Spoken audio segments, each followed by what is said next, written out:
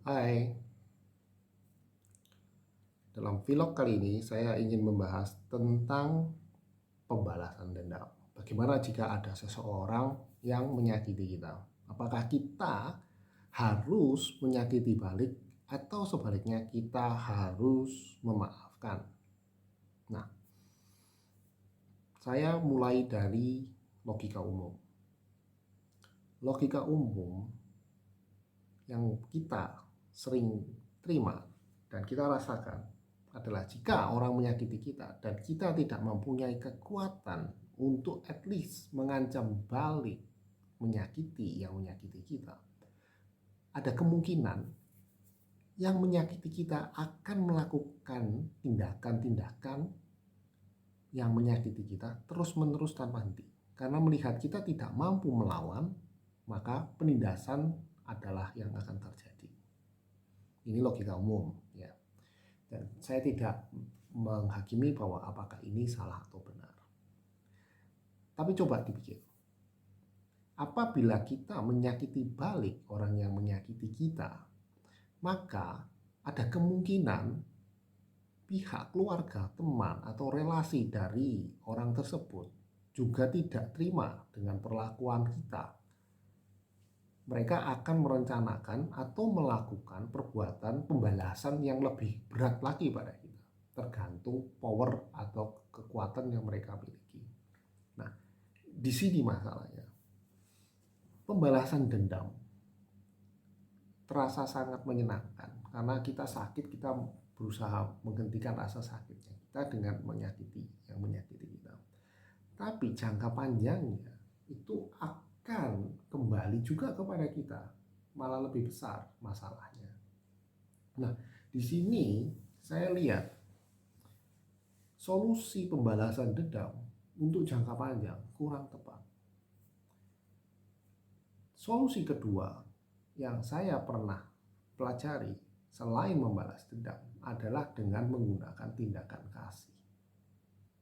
Apabila kita disakiti, kita berusaha untuk menerima, mengampuni, dan kemudian malah berbuat baik pada yang menyakiti kita.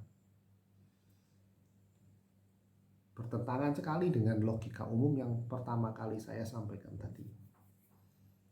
Ketika kita berusaha untuk mengampuni orang lain dan malah berbuat baik, ada kemungkinan kita ditindas. Tapi saya kira ini tidak tepat. Karena ketika kita menerima penderitaan yang dari orang yang dihasilkan dari perbuatan orang lain dan kemudian memaafkannya, apakah kita itu betul-betul bodoh sehingga membuat kita dalam posisi untuk ditindas? Mengampuni tidak sama dengan membuat diri kita ditindas semena-mena. Mengampuni adalah proses internal kita yang melepaskan keinginan untuk membalas dendam, tetapi tidak membuat kita menjadi orang bodoh sehingga kita tidak bisa berpikir untuk mengatasi permasalahan yang akan ditimbulkan di kemudian hari. Banyak cara untuk menghindari penindasan selain menggunakan kekerasan dan pembalasan dendam. Saya kira itu.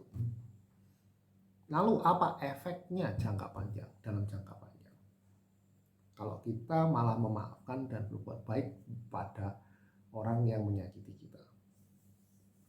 Ada beberapa hal yang saya pikirkan. Yang pertama adalah kedamaian batin kita sendiri.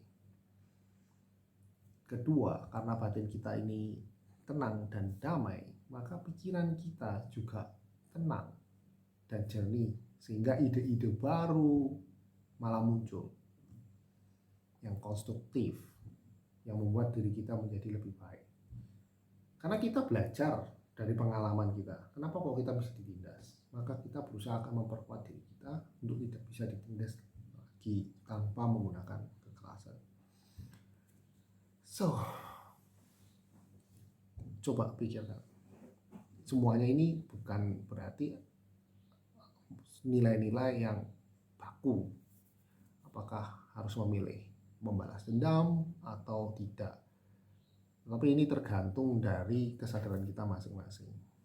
Apabila kita masih kesadarannya masih merasa bahwa kalau kita tidak melakukan serangan balik, orang itu tidak berhenti menindas kita, maka mungkin itu adalah jalan yang terbaik pada diri kita pada saat tersebut.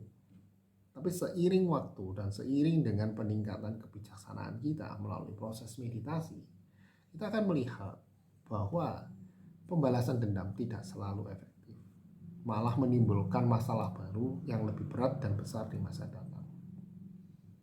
Mungkin ada saatnya bila kita sudah jenuh dengan pembalasan dendam, kita akan mencoba cara yang kedua, memaafkan dan membuat perbuatan baik pada yang menyakiti kita. Yang pada akhirnya malah membuat kita menjadi lebih kuat dan lebih bahagia di masa